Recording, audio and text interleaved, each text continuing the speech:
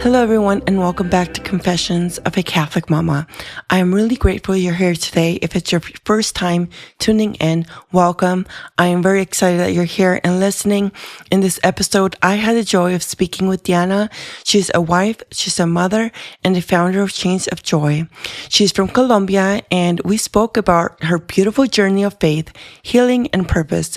In this episode, also, she shares her early life, her walk with God, and even a season of deep suffering that became part of the story that has led her to create Chains of Joy. It is a small business rooted in generosity, hope, and mission. Her testimony is a powerful reminder that God can turn every season, even the hardest ones, into something meaningful and full of grace. Right now, she currently has 2 collections. Well, the first one is Peaceful Collection, which is created to bring peace, comfort, and hope during very difficult seasons, such as anxiety, illness, grief, infant loss, divorce, or job loss, you name it. Each gift is a gentle reminder of God's presence and peace, offering encouragement and love when it's needed the most. The other collection is called the All Occasions Collection. It's a joyful, faith-filled gifts for life's special moments, from birthdays and thank yous to milestones and celebrations. Each box is designated to inspire gratitude, to share joy, and reflect God's love in every season. So please support her. I have everything and all the information you need down on the show notes below. But before we dive in, I'd love to invite you to subscribe and leave a rating or a review on whatever platform that you're listening from. It really, really helps our show reach more hearts and grow this little community of faith-filled mamas. Your support truly means so much, and thank you for being here, and let's take a listen. Diana, am I pronouncing it correct? That's correct. Thank you so much for joining us in this episode, which the recording will be up and running in a few months.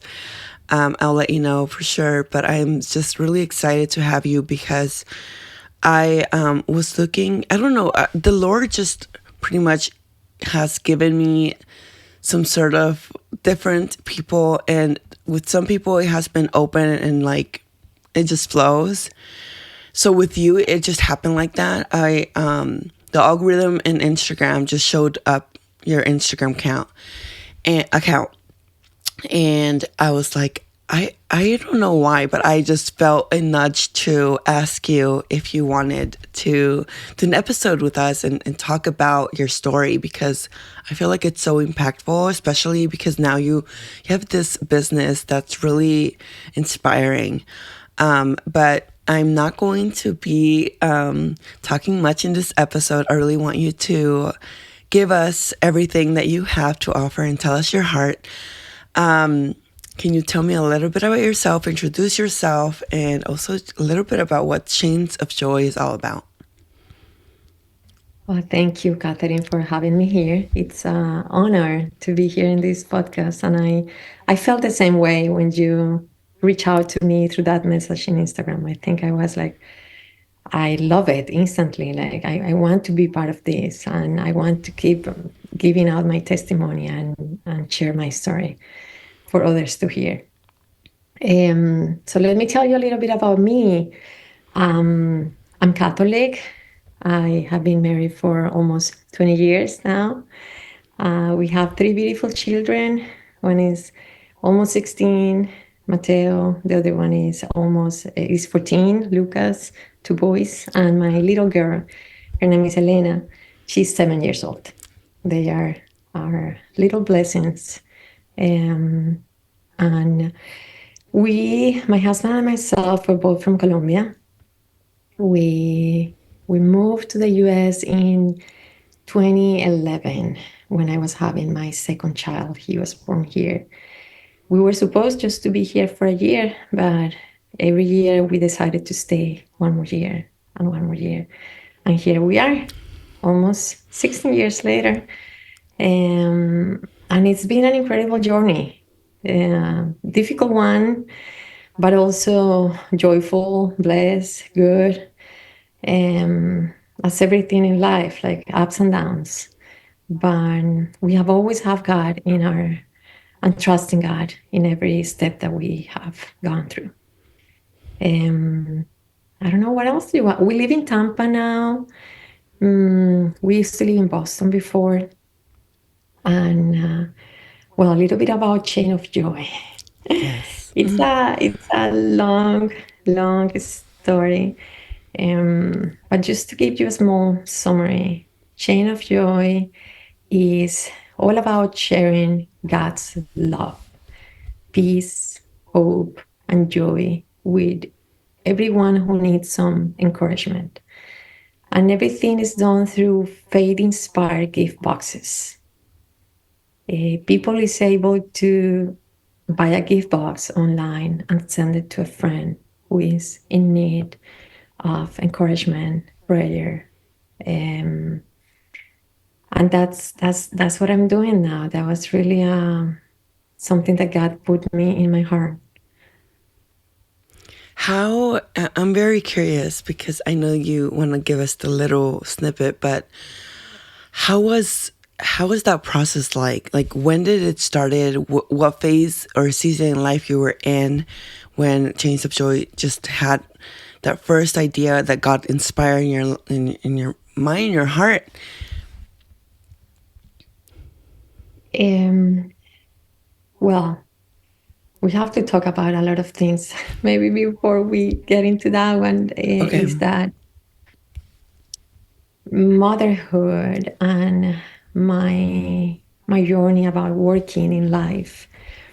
I I stopped for a few years every time that I was having my child, and there was a point in my life where I was looking for purpose, and I was actually today I was looking at a journal that I found, and it was back in 2022. And I was asking God to give me light and guidance to find that purpose in life. And this was in 2022, way back before I started Chain of Joy. And when we moved to Tampa, I was looking for a part time job, and it was hard to find part time options here. So I decided to start a business, but I also wanted to start a nonprofit organization. I used to work in fundraising before, always supporting nonprofit causes, especially back in my home country. And that always, I felt that it was my purpose in life, giving back, helping others. So I had these two options, or I was creating a nonprofit organization, or I was creating a business that it was acting as a social enterprise supporting nonprofits organizations. So I went for the second one because I thought, okay, creating a nonprofit was even harder. And I had the idea actually from a friend who she was also curating gift boxes. And I called her one day and I said, why don't you tell me a little bit more about your business? Because I just moved here and I felt that this is a city that it may be a good fit for gift boxes. But the thing is that the gift boxes that I was planning to do when I started Chain of Joy were all about beauty and wellness and the stuff that you regularly see in all the gift boxes companies: socks, creams, soaps, things like general stuff. So I started like that, actually. I started to focus um, on getting local small businesses, women owned suppliers that provide me the items to put in my boxes. I want it to be something very local. And that's how Chain of Joy started initially. My first gift box was for Mother's Day in 2022. 3, yes. And when I was making my first boxes, I started to feel headaches. And I thought, okay, this is just because of this process. I'm going to launch. It's going to be a big launch. And I'm stressed about how the business is going to go. But then one day I felt like I was looking at a light, like my vision changes. And everywhere I was looking, the light, like rays of light, were following me. And I was a little bit worried. I was like, this is not normal. This is not okay. And there was maybe 2 weeks where I experienced also a little bit of memory loss. I forgot basic things, like I had my phone on my hand, and then a second later, I didn't know where it was. Um, Things that really were not normal. It was not the normal headache. Um, and I tried to, even I was feeling that I tried to keep going because of what I was doing and my business, and the deadline of Mother's Day was coming. I had everything ready. I have the website, I have everything ready. But then when I was waking up every single day with a headache, every single day, during all day, I was having a headache. I was getting to bed with a headache. And one day I said, no, this is not okay. I never say this because I am the kind of person that, thank God, I have been healthy. I never went to hospitals, only when I delivered my kids. But that day, I told my husband, after the kids went out for school, we need to go to the hospital to see what's going on with me. My mom, she had a brain aneurysm in the past, and I was worried about that. So we went to a health center close by, and I told them about my mom's aneurysm, and she said, "No, you need to go to the hospital to have a CT scan right now." So I went to a hospital emergency room. They did the CT scan. I was in the small room. My husband was waiting for me outside because he was on a conference call. I thought, okay, I'm going to go out soon. Wait for me in the car. Don't worry. And then we go and pick up the kids. But while I was in that small room, suddenly, like 3, 5 nurses, they just came rushing, taking me the clothes off, saying, you have to stay here. We're taking you to ICU right now. We have to do an MRI. And I was so confused. I didn't know what was happening. And she started to ask me questions. And I think I was so confused that I didn't even respond the questions, the basic questions that she was asking me. Um, and then the MRI showed that I had a bleeding in my brain. But it looked like a mass. So they didn't know what it was. And that's how everything started. I think I have talked too much. No, no, no. If you can keep going. Okay. Well, I know it's a long story. So that's how I something happened with me in the hospital, and then they took me to the ICU. They started doing tests, another full body MRI, thinking that that could be like a cancer in any other part in my body that was spreading to my brain. Thankfully, it wasn't the case, but still, the doctors didn't even know what it was. I was seen by neurologists, neurosurgeries, all these specialists, and none of them knew what it was. They were having different options, and only the tests were able to show more probability about what was going on. So I stayed like for maybe 3 days. I went back home, and then days later, I felt the same about the lights and the headaches and very strong headaches. And I went back to another MRI, and then I had another bleeding. Um, so that confused the doctors even more. They didn't even know what was happening. And that terrifies me. Like, not knowing from a doctor that you should know what is happening. Of course, as everybody will do, Google and see, okay, what is this?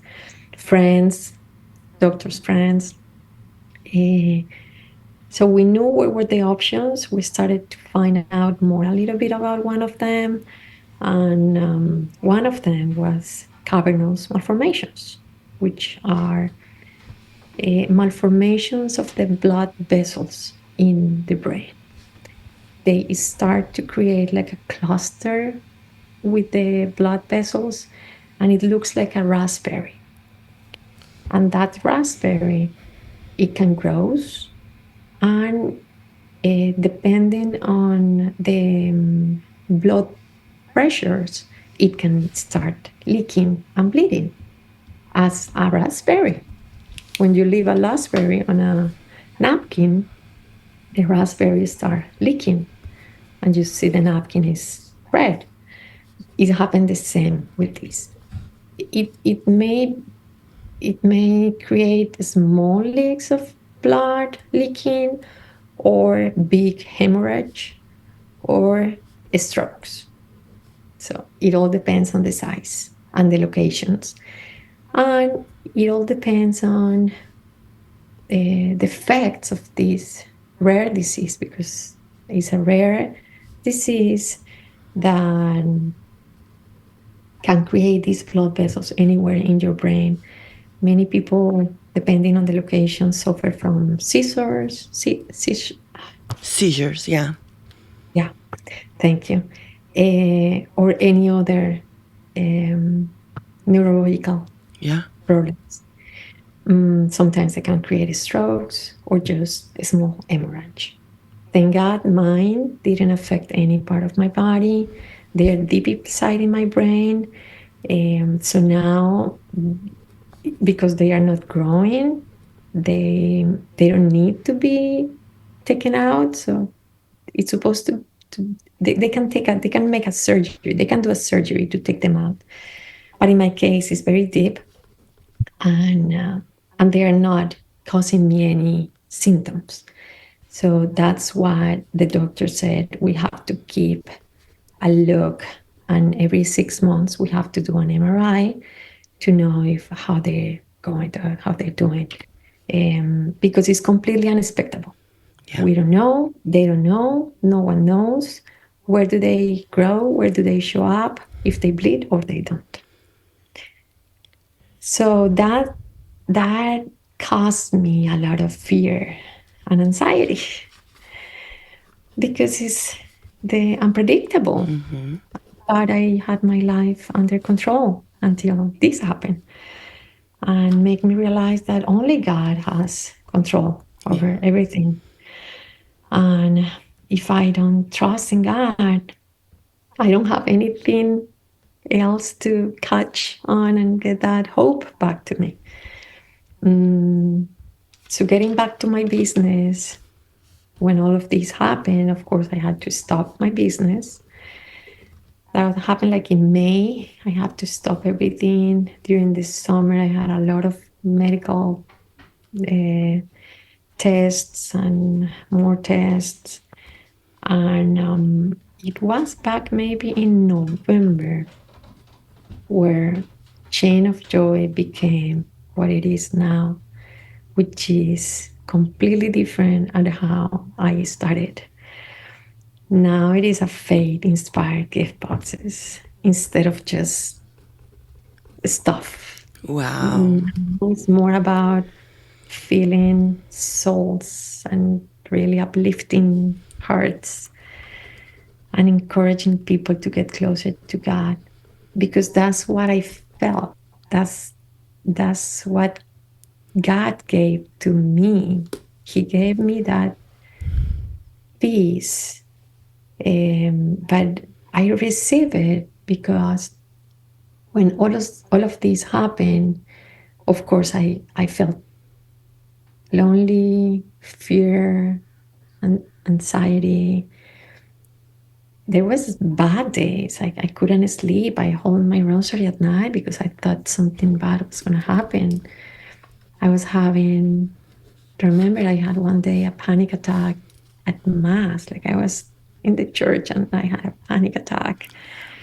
And I was afraid of driving. And I thought, what happened if something happened to me while I'm driving with my kids? What happened if something happened to me while I'm with my kids alone? I was thinking so many stories, like my mind was filled with so many bad ideas, and um, that I was feeling sick and bad, and thank God, my family supported me so much, and my friends, my family, and I started to reach out to God.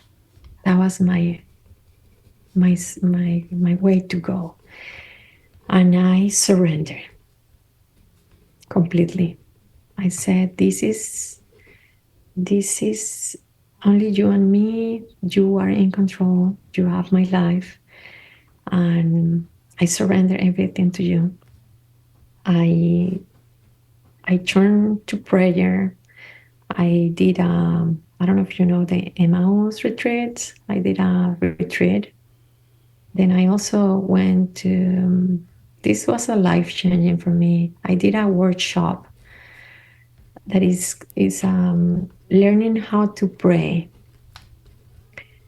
That was beautiful. It was like a 16 weeks workshop where every week you learn a different type of prayer.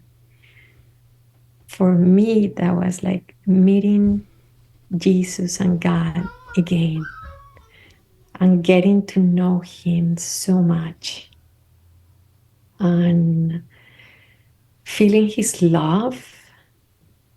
And while I was doing all of these things that were supposed to heal me and helping me find that peace and hope again, um, I also felt that God was telling me, you need to do this for others as well. You need to, how can you help others? Um, and that's when my mind started thinking, what am I doing with my boxes about beauty and wellness? This is not, this is not what I want. I want something else. And and the first box that I created was called A Piece for Her Anxiety. And it's the box that I felt that touched my heart from the beginning. Every item that I put inside remind me the things that I used when I was going through my healing process, how I needed to be surrounded by God's words, how reading Bible verses helped me going through all of this fear, how I needed to see visually, like, and read stickers, cards, devotional books, um, everything that I put in the box, bracelets, how you can feel His presence and His love everywhere you go. Because the fear that I had was like getting into my mind many times. But I hold my bracelet or I read my Bible verse in the back of my phone case. And then I remember the Bible verse, I pray, I meditate, and then I find the peace. So what worked for me, that's what I wanted to put in the box. Um, and I added a few other things like a tea to calm down your body, um, to create like a space for prayer. That's the idea. So many of my gift boxes are an invitation for prayer. Yes. Um, and now I feel so blessed because it has touched so many hearts Yeah, I've seen that that. I saw a little bit. Sorry to interrupt.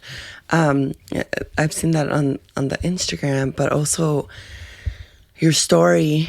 It's incredible because, and I'm sorry if I go a little bit here, but there's just a lot. And well, first I wanted to ask you a little bit because there's a lot in your story. Incredible. Faith life, obviously, it's a big part of your life. And I wanted to know, the first one is, how was that instilled when you were younger, when you were growing up, for now, for you to be so hungry and faithful and want during that time of trial? Maybe there were moments of doubts and all that because it's normal, we're human, but you still surrendered. You said you surrendered. And then this came to an inspiration of having to make these boxes a little bit more elevated to more of a faith life, to have that inspiration for others, which I'm sure it has been so successful. And the Lord makes all of that. So, how was that? How was your childhood? How was it with your parents and all that? I think I was raised in a very, very Catholic family, traditional family in Colombia. My parents, they always taught me how to pray. I remember them praying the rosary, going to mass every Sunday. I remember my grandmother praying for all the grandchildrens, one by one. She has a list of names in a small notebook. And I do have a lot of memories about them, thanking God, being thankful and blessed, and helping others. Um, and but I had that, but at the same time, when I was like a teenager, they had a prayer group, and I'm the youngest of three sisters, and everyone was in the prayer group except me. I didn't want to go to the prayer group because I didn't like it. I say it was not for me. I didn't understand anything. It's just moments in life, but maybe you don't get it. You're blind and you don't get it, even though it's right there. Even in my adulthood, like I was praying the Bible, but still I didn't get it. Sometimes we need these tough trials to find him. And I think that's what happened to me. But yeah, I am blessed to have been raised in a Catholic family. Now I think we all have more of that. We all pray the rosary every day. I believe after COVID, during COVID, we start Yes. praying the rosary every day. And um, and I have always had God like at the center in my family as well. We keep going to mass every Sunday, but now I try to go like every day. I feel that I need it. need it much more than before.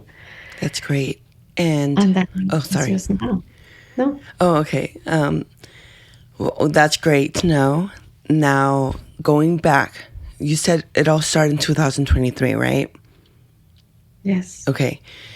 During those times that were hard for you and your mama and wife, tell us a little bit, if you can, of how that impacted either marriage life or also the children, because by this time your children, they're a little bit younger too. Mm. Did you ever feel like you needed to act in a certain way to not instill them that anxiety or to transfer that fear? Or were you always just trying to just show them the real how it is and how you felt? How was that for you? Yes, it was hard. But I think I did try to tell them how I felt, how I really felt, and especially how God is helping me through the whole process. They knew that I was going to the retreat. They knew that I was going to this workshop about learning how to pray. And they asked me, "What do you do there? Like, why do you go so many times?" And I told them, I'm learning this. I'm finding myself. I'm finding my peace, my hope. Maybe they didn't know why I was so fear and afraid of. Um, but they knew that God really changed me during the whole process because they also saw how chain of joy change Yeah. and how I change and how I want to be more close to God and be more thankful and more enjoy every single day more now, like see things different than before. Yeah, no. And going through something like that, and still, because you're still going through it. Now, so that happened in 2023, and you did surrender. I wanted to touch a little bit more about the workshop, and all of these retreats and things like that. Was it in your local community? How did you reach out to find all of these resources? So actually, the Emmaus retreat is a retreat. I believe it started in Spain, but then it went to Latin America. It's very popular in Latin America and in Colombia. All my family have done it, and I was the only one who didn't. But in Boston, they didn't have that retreat, and when I came to Tampa, I I I had a friend who told me, Diana, there is gonna be a retreat, and the best of all is gonna be in Spanish. And for me, it was like, this is the best because, of course, I felt more connected now with the Spanish. So I did it in Spanish, and it was great. It was really good. I recommend it to anyone. I think there is many places in the United States that have this Emmaus retreat. And then the other one really was a blessing from God. It's the same. It's called, let me find the name. Um, it's called, no, I forgot it. It's a workshop to learn how to pray by the Father Ignacio Larrañaga. That's his name. I believe he started the same in Latin America, and it's a priest that he created this course about teaching people how to pray, how to learn correctly how to pray, meditating, like breathing, taking the time to relax, just to connect with Jesus and God and His love. And it's the same. My sister did it, my dad did it. And then I was talking to a friend back in Colombia, and she said, Diana, I just read in the Instagram of this account that promotes those workshops that there is going to be one in Tampa. And I was like, really? One in Tampa? Where? She sent me the info. I reached out and I was so excited. I couldn't believe it. It's like the Things, Lord just it's giving you the opportunity to just oh, come to me. everything. Me. Because I told him, I need you, Lord. I need you so much. And I joined immediately.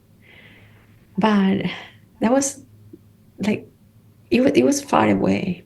And I remember it was at night, every once a week. And I didn't want it to drive alone because I was scared of driving alone. So I found a friend that was also a bless from God to meet her. And she told me, I don't like to drive. Can we go together? And you drive, but I join you and we go together in the same car. And I was, things from God. This is perfect. So we did this workshop together. And that I felt that changed me so much. That's one of the most beautiful workshops that I have done. Really meeting Jesus. It's like getting to know Him, to know His love, and uh, and and teaching you how to serve others.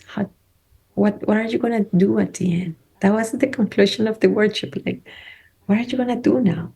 And I was like, that was like a question for me. God was asking me, okay, what are you gonna do now with Chain of Joy? Are you going to continue the same? That was one of the best things that happened.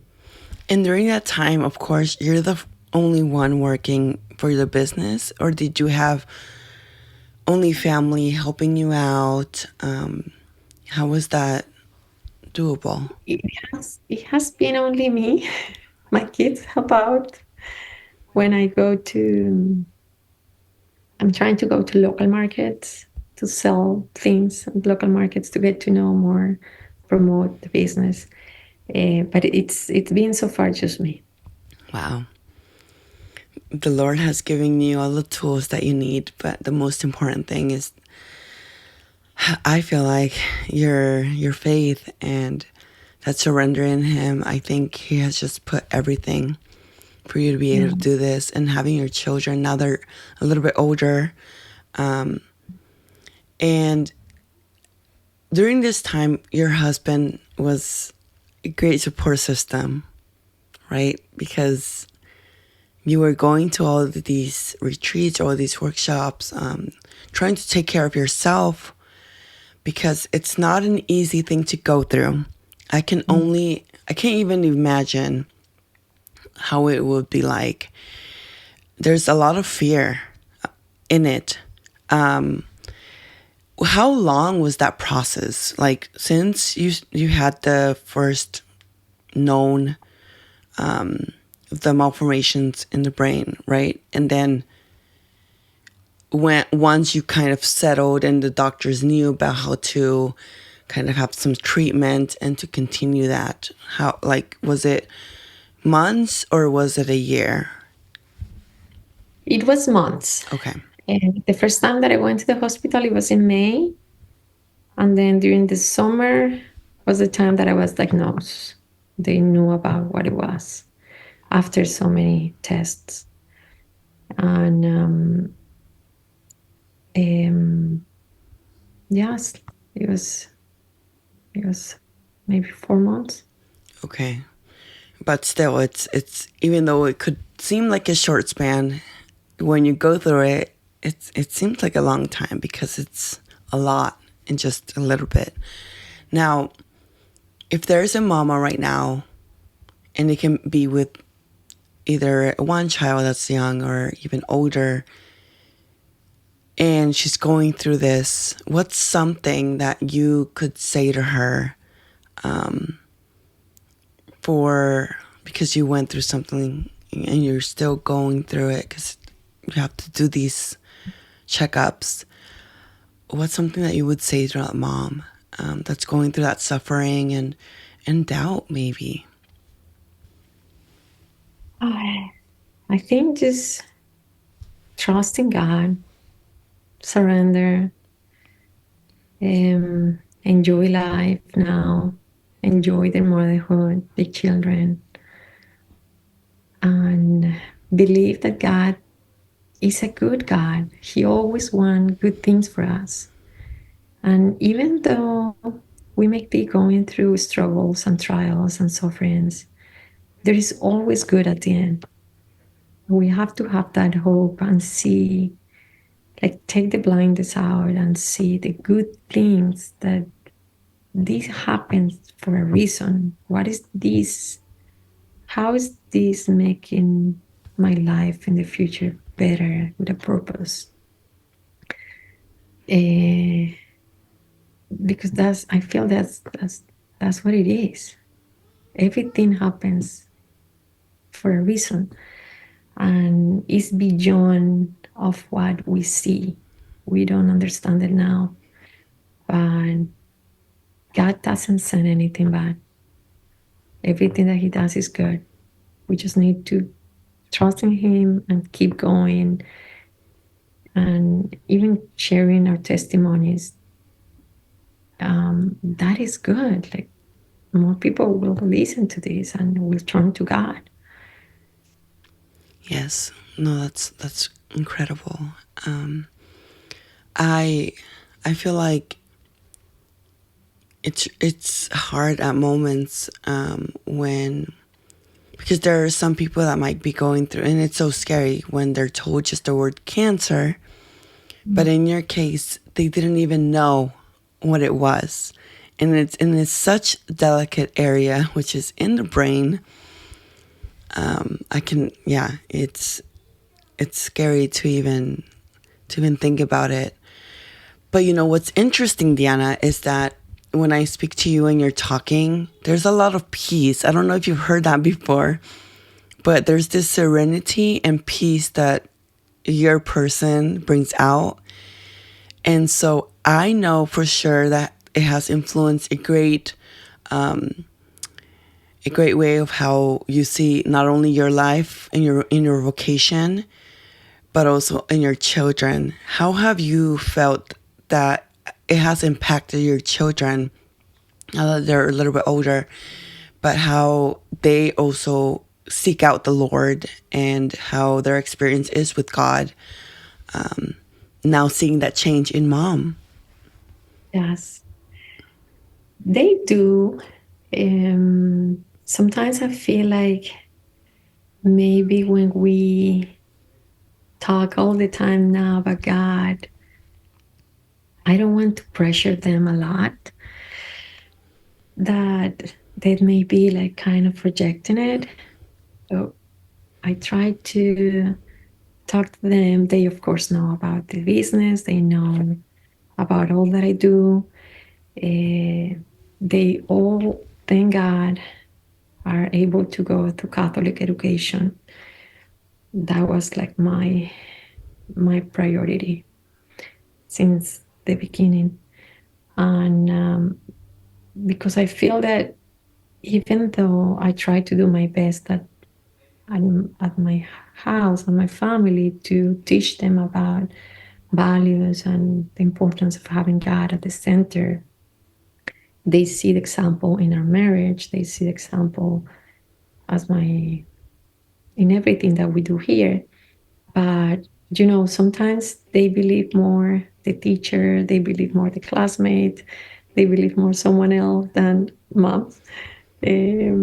So having that Catholic education for me was really important for them to have, being that track, being that path where they will learn things that I don't even teach them or guide them on. Um, but yeah, thank God, I think all of them. My little one, every time that she's going through even something small like a test or a spelling bee contest that had this last week, she said, "Mommy, pray for me." So that's important. Like they know that, "Mommy, I was nervous and I prayed before," or "Mommy, give me the necklace with the cross because I hold it tight while I'm doing the spelling bee competition." I, knowing that you can count with God in those moments, that's all I want, because everyone will have trouble. They will have trouble, Yeah. but No. only if they count with God, they will be okay. At Yes. least God will guide them and they can make decisions. But it's just, please ask God to help you, ask God for guidance, ask God to give you clarity in your mind every time that you have a test or every time you have to make a decision. Um, so I have two teenagers now, and it's hard. Teenagers are Yes, I hard. was gonna say that too. That because they're older and they're in this moment, teenager, you can also relate a little bit to them when you were a teenager and you didn't want to anything to do with the prayer group. I And know. yeah, The same. I try to take them to like a group at church. Yeah, there are things that they don't like. They don't want to go.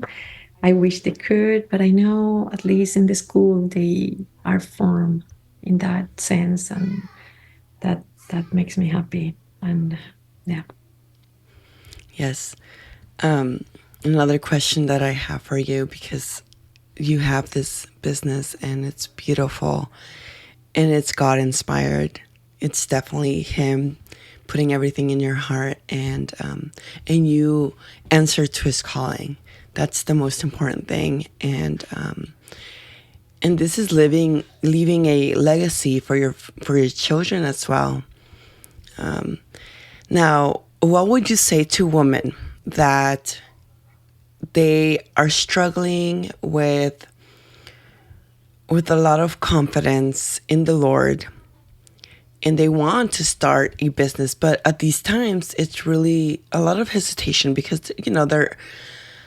there's hmm money that has to put into it, there's time, but they have an inspiration from God in their heart, and it's there, but they're hesitant. What would you say to them?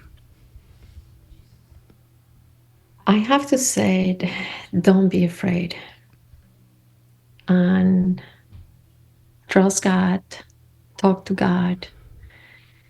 Ask Him for guidance. And I started Chain of Joy with no budget. We were also having some um, financial issues at home. Um, and that's why I needed to find a job. But I knew that if I wasn't able to find a job, I need to start something and I cannot spend more. So honestly, I this is God's hands. The investment has been very, very little because I am just growing organically. So I just get one box of each, and then if I feel that there is the need to get more, I get a little bit more, and that's I cannot buy many because I don't have the means. Don't have it. Everything is done by myself. I haven't hired anyone. Um, you can do it. Just ask God to help you. But everyone can do it, especially if it's something that is glorifying God and if it has a purpose in life to help others. I knew that I wanted to help this nonprofit in Colombia that I serve, and it's called the Creativity Library, and it's a youth development organization that support kids and take them out of the life of poverty through giving them opportunities in education. And my compromise is that every gift box that I make will give them a portion to donate to that organization. And that's what I wanted to do since the beginning. That's the foundation that I wanted to, that's the nonprofit that I wanted to create. So now I feel that everything is working through. Um, Chain of Joys is still very small, but I really hope and I pray God that He can give me the people that need to hear about Him, get closer to Him, and open me doors. Yeah, and that's it. One last question before doing anything of the closing questions. You say you have been able to do the rosary because it was passed on when you were younger. How has the mother been if in any way, Mother Mary in your life? How has she inspired and also being there in somewhere or another for you? Everything. I love our mother, and I feel that connection with her as a mother, and I always ask her to help me getting close to her son. And yeah, the rosary that we actually pray now every day is a rosary to Our Lady Mother for our children. She's beautiful. Every mystery reading is about asking our mother to pray and protect our children. And I feel that that's something that only a mother can do. And oh yeah, she is like, I have her in my house everywhere. Actually, I felt more connected to the Virgin Mary before, and not that connected with Jesus. But the workshop that I did was the one who connected me with Jesus. I felt Jesus like far away. I felt that the Virgin Mary more close and Jesus far away. But now, after all this happened, I now I have Jesus back to me. Yes. Oh, that's Yeah. beautiful. No, thank you so much. It's really inspiring. I know you say that Chains of Joy is small and everything, but I truly feel like the Lord has a purpose for everything and He knows how He's taking things. And when I was looking over your website, I was like, wow, this is so beautiful. This is so impactful. Any woman that receives one of those boxes, I'm sure you pray so much, and that person is going to be blessed by not only having the every intentional item that you have picked out and chosen by yourself, but knowing how you got there. Mm. I feel like it's such an incredible story that needs to be shared. I started this year, actually in February, a little small boutique online, but again, it's only me, and so it does take time. I started knowing of getting pregnant around, I think, oh goodness, April or May. My brain is like doesn't remember much, but I had to take a huge pause for that reason, and And I truly believe what you say. Like, it's everything that we do, let the Lord just put it on there, and He knows where He's taking it. Is there a certain saint that also has inspired you in your prayer, or that you ask for prayer for their intercession? With all of this that has happened. And the other question is, now how is the process? Is it only checkups that you have to do, or do you also suffer some symptoms? Yes. So the first question about the saint, this is also like a divinity from God. When we moved here, we found a house, and now after months of living here, when everything happened, I realized that the house where we're living is next to a street called San Rafael. And the Archangel San Rafael is the healer, is the doctor of God. Wow.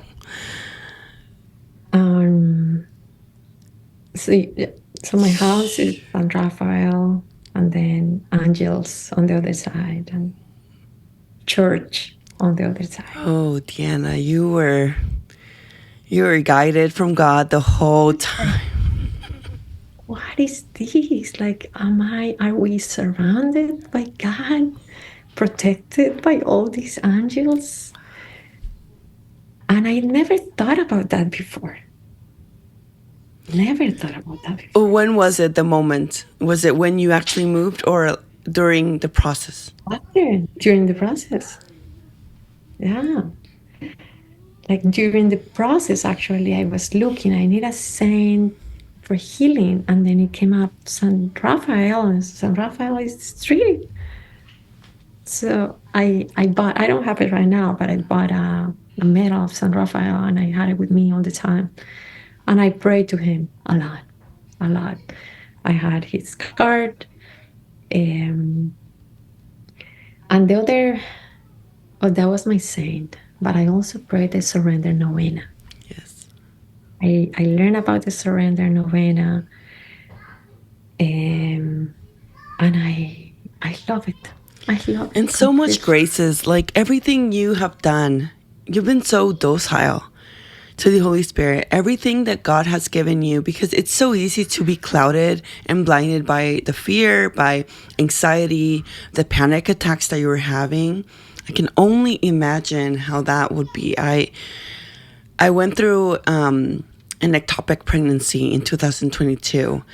That was so hard for us both, because we were newly kind of marriage. We had a year, and there were hard moments for me, very hard. And the way you have experienced this, how you were open to God and His call, noticing the little details like San Rafael and the angels and all those little things. It's God letting you know, look at this, look at this. I'm here with you. So why should you fear? And you Oh, I responded. can tell you. I can tell you more stories like that. I have more stories. Wow.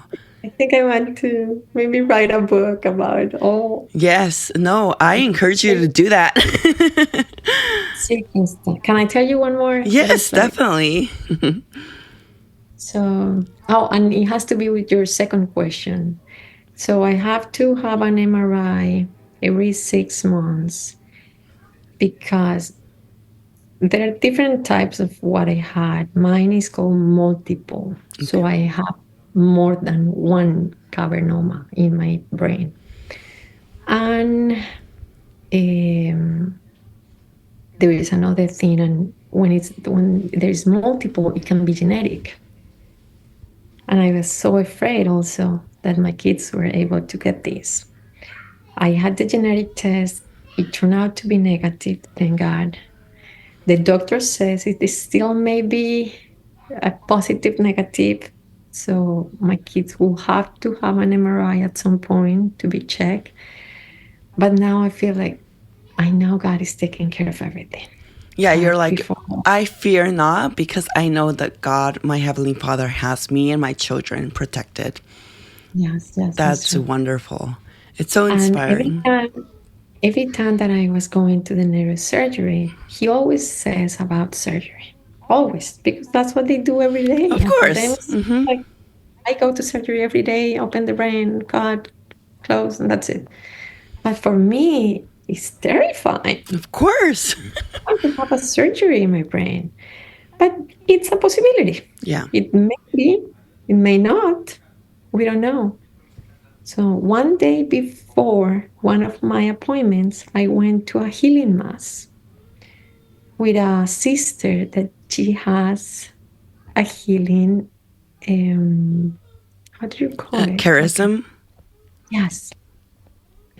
And she gave a talk before, after mass. And she told this story that she was having a tick in her eye, and then the tick came from something in her brain.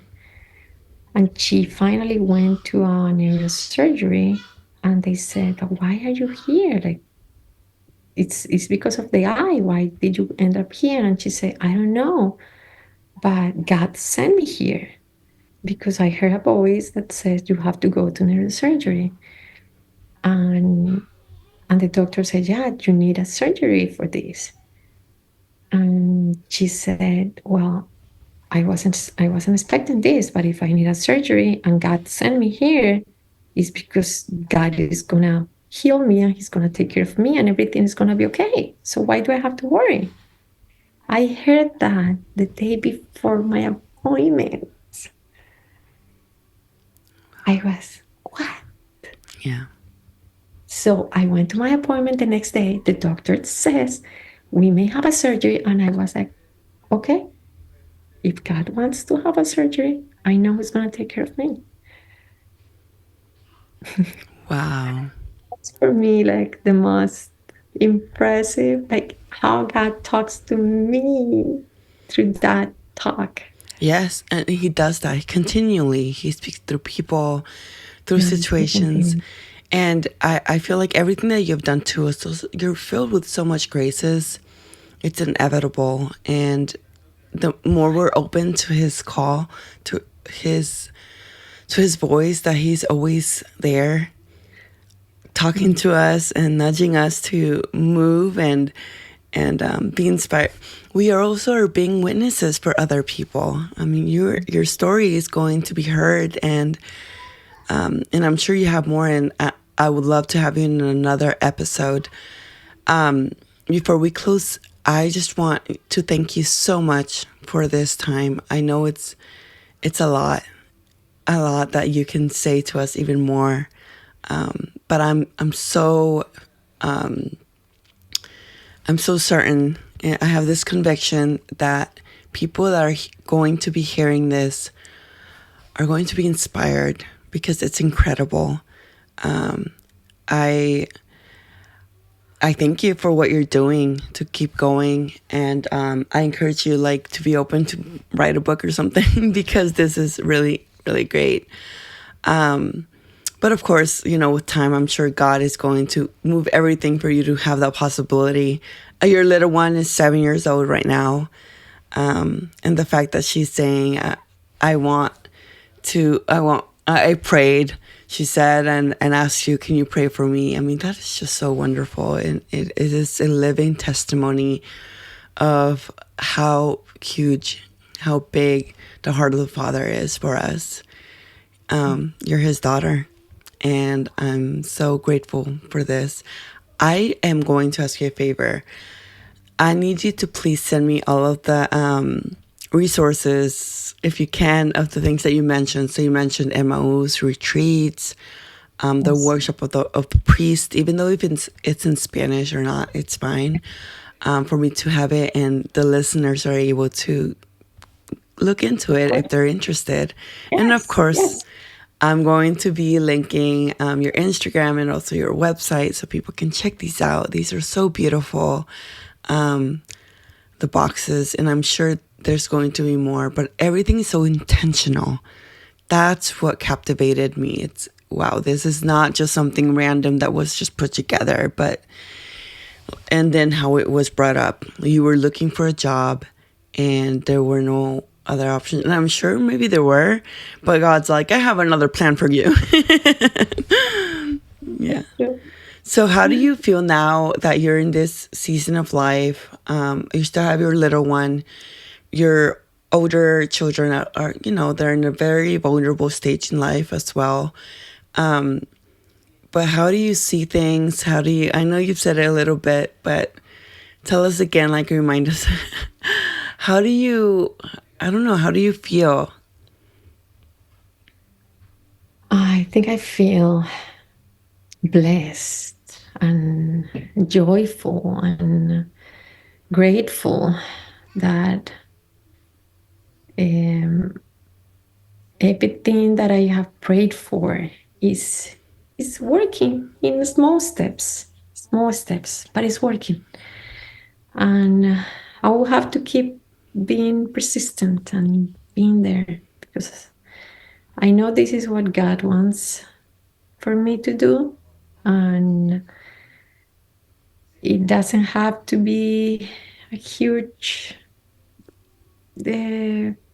profits, business, but it has to stay meaningful, purposeful, and that's important.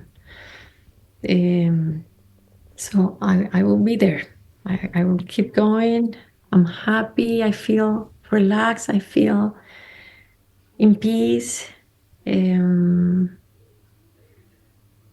and especially because I cannot get stressed. I cannot have blood pressure. So every time that I have a headache, I have to wait and relax. So in a way, you have to be like that. Like you need to not be stressed out. Yes. Wow, even God has put that, like, oh, can't do that.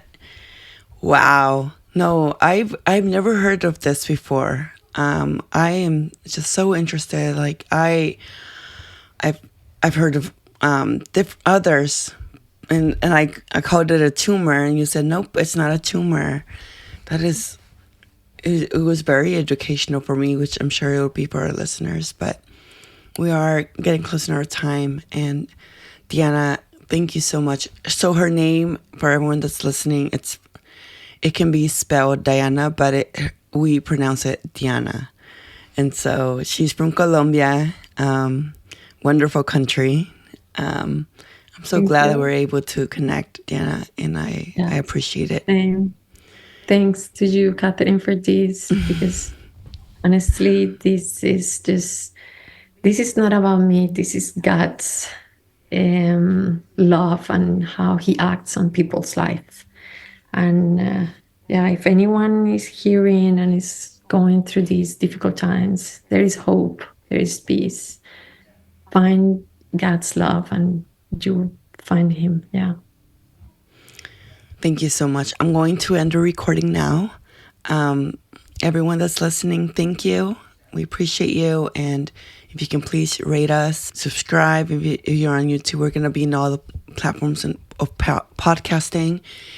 And yeah, God bless you all. Thank you so much for spending time with me today. It truly means so much that you're here and part of this little faith-filled community. If this episode spoke to your heart, I'd love for you to follow along with us on social media, where we share encouragement, prayer, reflections, and updates. And if you're longing for a space to grow in faith alongside other women, I'd like to personally invite you to our private Facebook group, a peaceful community where we can pray, share, and walk this journey of faith together. I also want to let you know that there are some questions that you do need to fill out before I allow you into the group. They are just some questions for us to be all on the same page and also for security reasons. Before we end though, I do want to share something that I've been really excited about. And I recently launched a 7-day devotional ebook for women called Grace in the Hidden Life, a week of discernment for the heart of a mama. This devotional is for any woman, for the one discerning her vocation, for the pregnant mama preparing her heart, or for the mama already living out her calling. It's even for those mamas that are mentors and guides for younger ones. So much wisdom and grace are needed in every season, and this devotional was created to gently guide you through a week of discernment, surrender, and trust, one prayer at a time. Each day includes reflections and space for journaling, helping you rest and listen more closely to His voice. You can find the link to get your copy in the description below, and I truly hope it blesses you as much as it has blessed me. If this podcast has been touching your heart, take a moment and rate the show 5 stars. It really helps us and helps more women find us. If you're watching on YouTube, don't forget to subscribe so you never miss an episode. And if you'd like to go a step further, leaving a short review really helps us so much with the algorithm and allows this message to even reach more hearts. And finally, if you feel moved to support our podcast in a special way, I invite you to visit our website support page. There are many ways for you to help, from offering a prayer to joining our sponsorship program or making a donation. Every bit of support helps us cover production costs so we can keep bringing you faithful content that inspires, uplifts, and encourages your journey as a mama. Thank you again. Thank you everyone for being here, for listening, for praying, and growing together in this journey. And as always, I do want to end saying, she loves, she serves, she's mama.